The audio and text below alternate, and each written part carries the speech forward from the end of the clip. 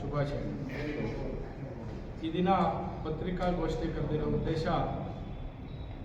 ದಿನಾಂಕ 15/2/2026 ಮತ್ತು ದಿನಾಂಕ 16/6/2026 ನಡೆಯುವ ಶ್ರೀ ಕ್ಷೇತ್ರ ಭೋಗನಂದೀಶ್ವರ ದೇವಾಲಯದ ರಥೋತ್ಸವದ ಅಂಗವಾಗಿ ಉಚಿತ ಆಟೋ ಸೇವೆಗಳನ್ನು ಚಿಕ್ಕಬಳ್ಳಾಪುರ ನಗರದ ಸಿವಿಲ್ ಬಸ್ ಸ್ಟಾಪ್ನಿಂದ ಹಾಗೂ ಜೂನಿಯರ್ ಕಾಲೇಜು ಮುಂಭಾಗದಿಂದ ಹಾಗೂ ನಂದಿ ಕ್ರಾಸ್ನಿಂದ ಜನರಿಗಾಗಿ ಉಚಿತ ಆಟೋ ಸೇವೆಗಳನ್ನು ನಾವು ನಮ್ಮ ಶ್ರೀ ಹರಿಕೃಷ್ಣ ಫೌಂಡೇಶನ್ ವತಿಯಿಂದ ಉಚಿತ ಆಟೋ ಸೇವೆಗಳನ್ನು ಕಲ್ಪಿಸ್ಕೊಡ್ತಾ ಇದ್ದೀವಿ.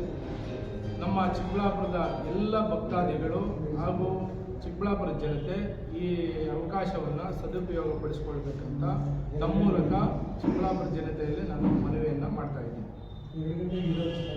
ಅದೇ ರೀತಿ ಶಿವನು ಸತ್ಯ, ನ್ಯಾಯ, ನಿರ್ಭಯ ನಾಯಕತ್ವದ ಪ್ರತೀಕರಾಗಿರುತ್ತಾರೆ ಮತ್ತು ಸಂಕಷ್ಟದಲ್ಲೂ ಶಾಂತವಾಗಿರಲು, ಸವಾಲಿನಲ್ಲೂ ದೃಢವಾಗಿರಲು ಮತ್ತು ಎಲ್ಲರ ಮೇಲೆ ಕರುಣೆ ತೋರಲು ಶಿವನು ನಮಗೆ ಪಾಠವನ್ನು ಕಲಿಸುತ್ತಾರೆ. ಮಹಾದೇವನು ಲೋಕವನ್ನು ರಕ್ಷಿಸುವಂತೆ ನಿಜವಾದ ನಾಯಕತ್ವವು ಜನಸೇವೆಗೆ ಜ್ಞಾನ ಮತ್ತು ಜವಾಬ್ದಾರಿಯಿಂದ ಕಾರ್ಯನಿರ್ವಹಿಸಲು ನಮಗೆ ಶಿವನು ತಿಳಿಸುತ್ತಾನೆ. ಶಿವನ ಆದರ್ಶಗಳು ಸಮಾಜದ ಕಲ್ಯಾಣ ಮತ್ತು ಸೌಹಾರ್ದಕ್ಕಾಗಿ ನಮಗೆ ಪ್ರೇರಣೆಯಾಗಿರುತ್ತವೆ. ಸರ್, ಎಷ್ಟು ಆಟೋಗಳನ್ನು ವ್ಯವಸ್ಥೆ ಮಾಡಿದ್ದೀರಾ? ಯಾವ ಟೈಮಿಂಗ್? ಸರ್, ನಾವು 25 ಆಟೋಗಳನ್ನು ಅರೇಂಜ್ ಮಾಡ್ಕೊಂಡಿದ್ವಿ.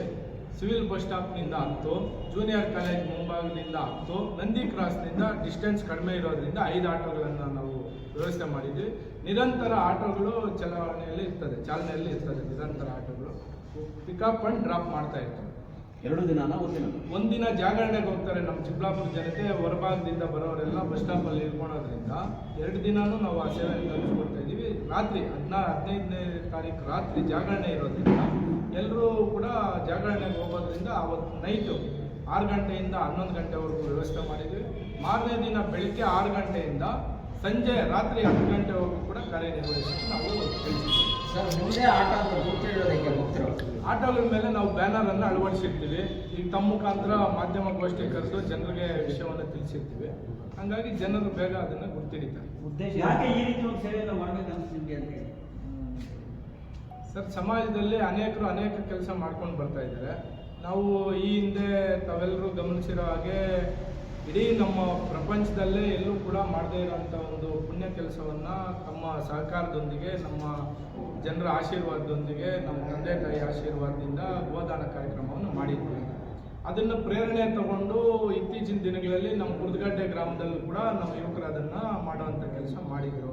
ಅದೇ ರೀತಿ ಕಳೆದ 4-5 ದಿನಗಳಿಂದ ತಮ್ಮ ಮಾಧ್ಯಮಗಳಲ್ಲಿ ಸುದ್ದಿ ಪ್ರಸಾರ ಆಗಿತ್ತು. ನಮ್ಮ ಅಣಕನಗೊಂದಿ ಗ್ರಾಮದಲ್ಲೂ ಕೂಡ ಗೋದಾನ ಕಾರ್ಯಕ್ರಮವನ್ನು ಹಮ್ಮಿಕೊಂಡಿದ್ರು. ಇದೇ ರೀತಿ ಕಳೆದ 2 ವರ್ಷಗಳಿಂದ ರಂಗಸ್ಥಳಕ್ಕೆ ಉಚಿತವಾಗಿ ಆಟೋ ಸೇವೆಯನ್ನು ನಾನು ಕಲ್ಪಿಸ್ಕೊಡ್ತಾ ಇದ್ದೀನಿ. ಅದೇ ರೀತಿ ಅದನ್ನು ಕೂಡ ಯುವಕರು ಪ್ರೇರಣೆಯಾಗಿ ತಗೊಂಡು ನಮ್ಮ ಚಿತ್ರಾವತಿ ಕೂಡ ಆಟೋವನ್ನು ಬಿಡುವಂಥ ಕೆಲಸನೂ ಕೂಡ ಯುವಕರು ಮಾಡಿದರು. ಈಗ ನಂದಿ ಕ್ಷೇತ್ರಕ್ಕೆ ಸ್ಟಾರ್ಟ್ ಮಾಡಿದ್ವಿ.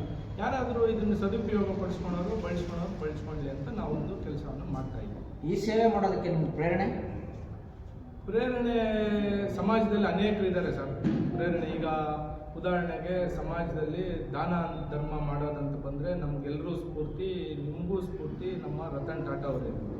ಅವರು ಒಂದು ಮಾರ್ಗದರ್ಶನ ನಾವು ಈ ಸಮಾಜ ಸೇವೆಯನ್ನು ಮಾಡ್ಕೊಂಡಿದ್ದೀವಿ. ಈ ಸೇವೆ ಕಂಟಿನ್ಯೂ ಆಗುತ್ತಾ? ಖಂಡಿತ ಕಂಟಿನ್ಯೂ ಆಗುತ್ತೆ ಸರ್.